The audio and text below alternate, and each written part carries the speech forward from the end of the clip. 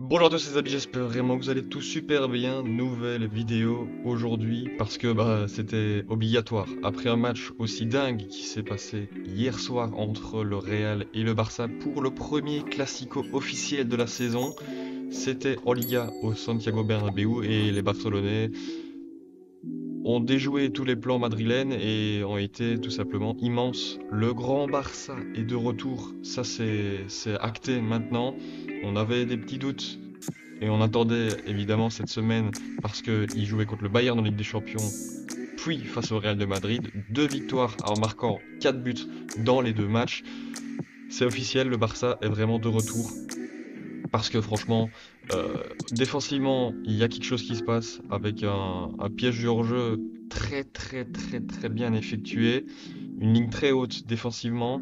Et en attaque, on a un trio tout simplement extraordinaire en termes d'efficacité, de technique de balle, de positionnement, et au milieu de terrain, on a aussi une qualité balle au pied assez folle. Franchement, le Barça a tapé très fort hier, 0-4. Ouais, franchement, c'était quelque chose. Pourtant, la première mi-temps n'était pas très satisfaisante de la part des Barcelonais, mais en même temps de la part du Real de Madrid non plus, parce que beaucoup de hors-jeu dû à cette ligne haute barcelonaise, mais même si le Barça a très bien joué défensivement, à un moment donné, Mbappé, je crois qu'il a été 8 fois hors-jeu, Vinicius 2-3 fois. C'est plus une erreur professionnelle individuelle que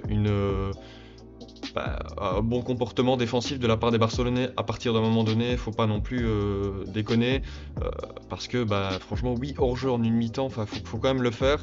Donc voilà, c'est vrai que le Barça a super bien joué. En première mi-temps, la seule chose intéressante côté Real Madrid qui était vraiment plutôt intéressante, c'est vraiment donc ils étaient en 4-4-2 ils étaient positionnés en 4-4-2 avec Vasquez, Militao, Rudiger, Mendy en défense, un Bellingham et un Camavinga en tant que médian droit et gauche, et puis Tchouaméni et Valverde en tant que milieux centraux.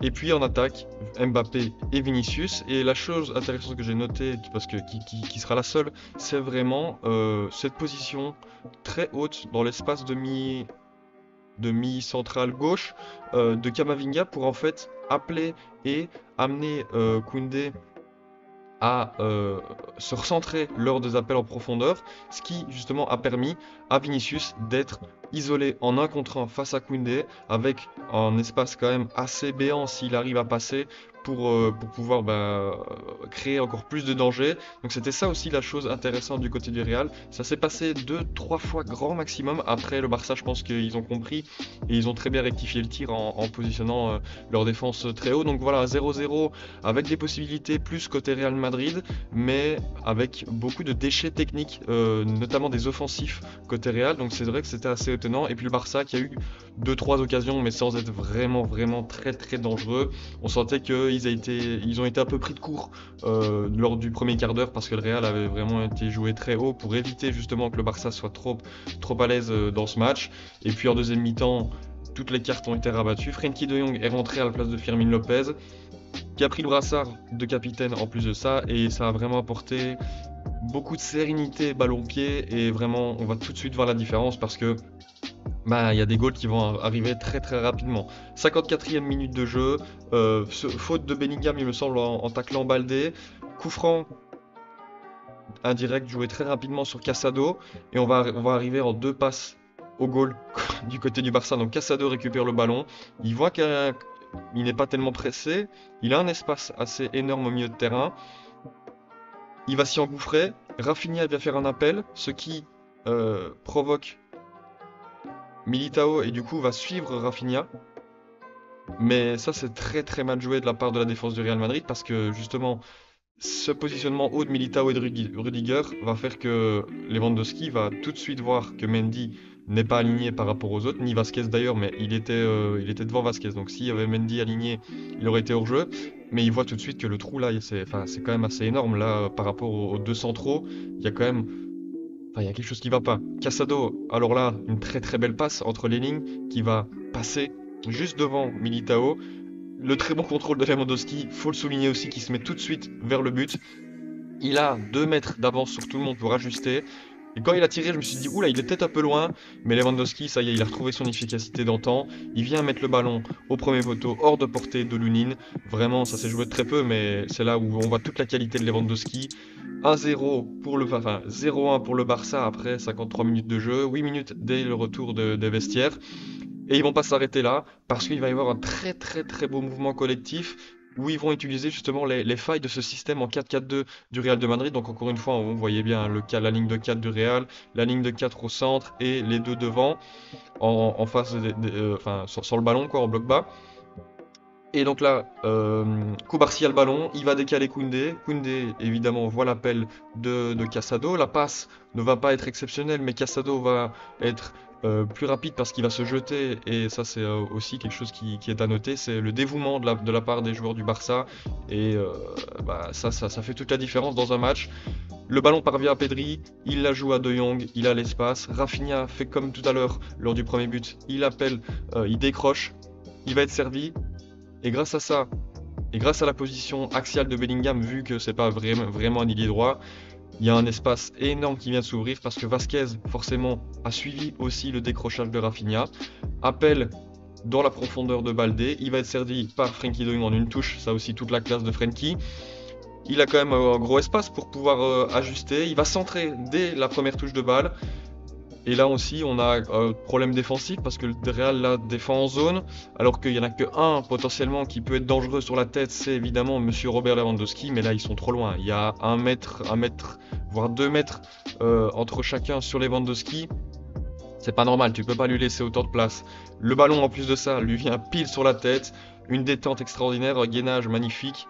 Lewandowski encore une fois la met dedans, hors de portée encore une fois de Lunin. Lunin sur les 2 buts, il ne peut rien faire. Bah voilà, ça fait 0-2 en 2 minutes. Le Barça climatise tout le Bernabéu. La joie évidemment des Barcelonais parce que bah, ils ont joué extraordinairement bien leur coup sur les deux actions et on arrive vraiment très très rapidement dans le rectangle. Là, ça s'est joué en 2 passes très tranchantes.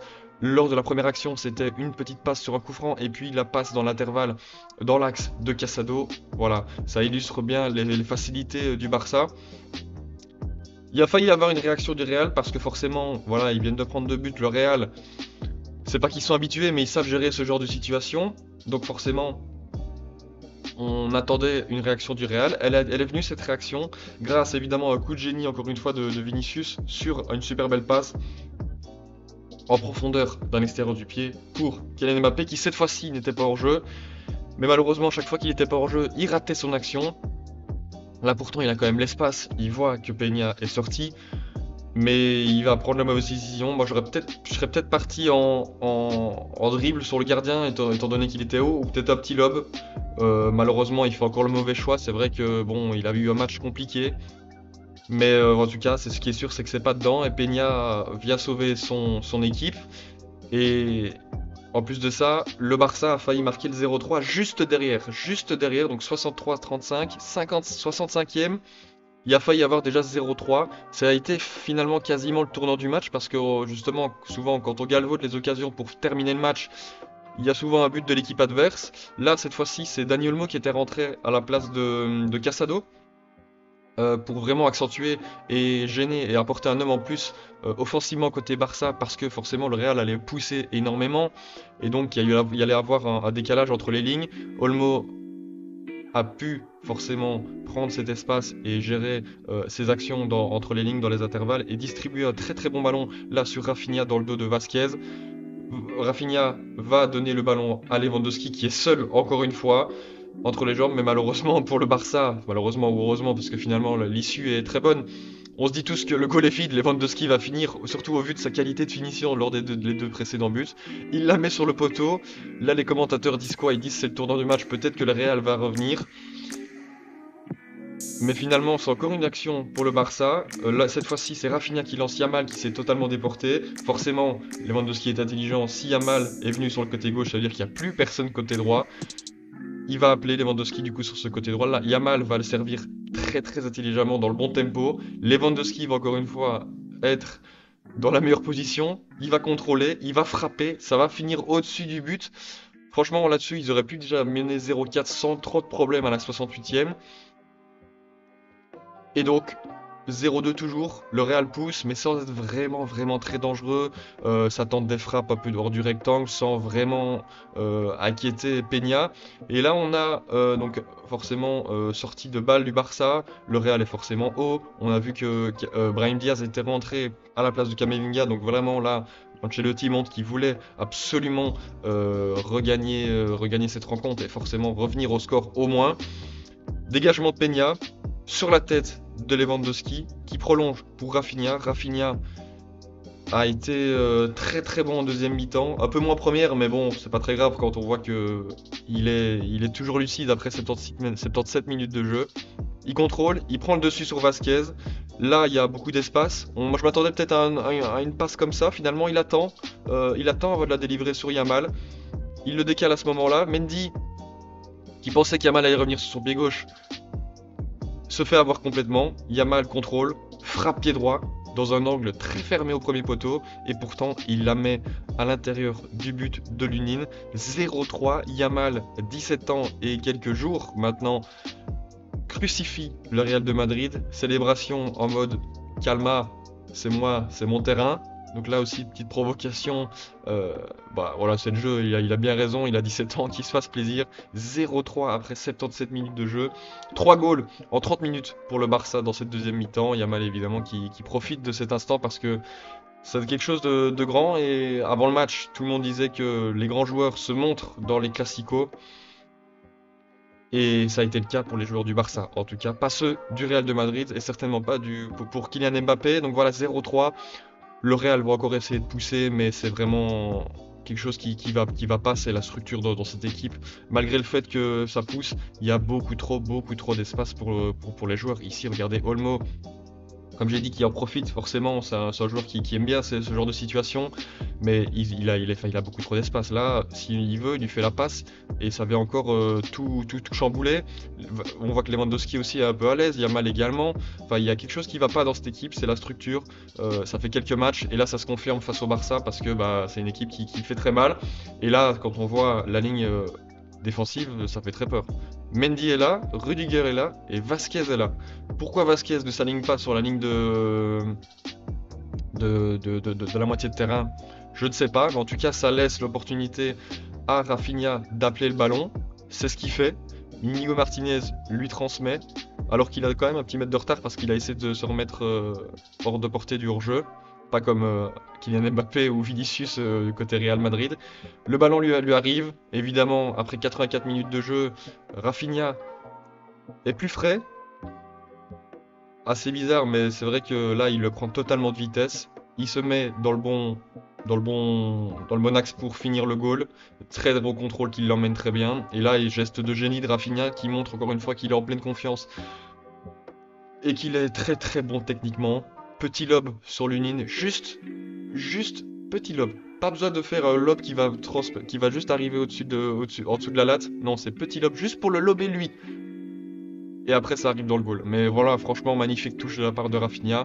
Et c'est comme ça que va se conclure le match parce que forcément après 0-4, le Real ne fera plus rien. Le Barça a eu une occasion d'aller vers la 88e pour pourquoi pas effectuer la manita, mais en tout cas, voilà, très gros match du Barça. Ça promet pour les autres rendez-vous de ce dimanche, parce que on espère du aussi beau football dans les trois autres matchs, évidemment, Real, Liverpool, Arsenal, PSG, OM et Inter, Juventus. Donc voilà, les amis, j'espère vraiment que vous aurez kiffé cette vidéo, petite analyse, voilà, surtout de la deuxième mi-temps entre le Real et le FC Barcelone, 0-4.